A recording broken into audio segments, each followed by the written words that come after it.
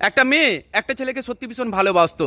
ছেলেটা আর মেয়েটা একদিন নদীর পাড়ে বেড়াতে গিয়ে নদী ঘাটে বসে দুজনে মিলে গল্প করছে।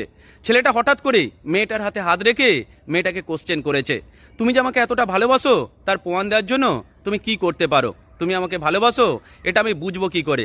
তখন মেয়েটাও ছেলেটার চোখে চোখ রেখে উত্তর দিচ্ছে, আমি তোমাকে ভালোবাসি এটা প্রমাণ দেওয়ার জন্য আমি সব কিছু করতে পারি।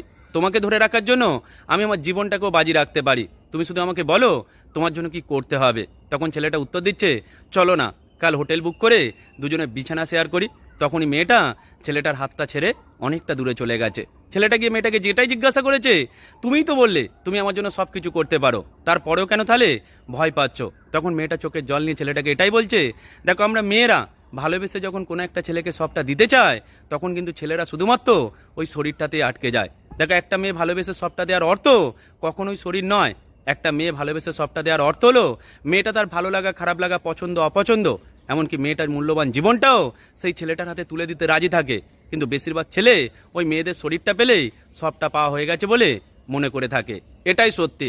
দেখবে মেয়েরা কোনো একটা ছেলের সঙ্গে সম্পর্কে থাকা অবস্থায় তার কাছে একবারও না শুতে পেলে সারা জীবন ছেলেটাকে বুকের মাঝে রাখতে পারে, কিন্তু একটা ছেলে সম্পর্ক শুরুর দিন থেকে শুধু বিছানা শরীরেই আটকে থাকে।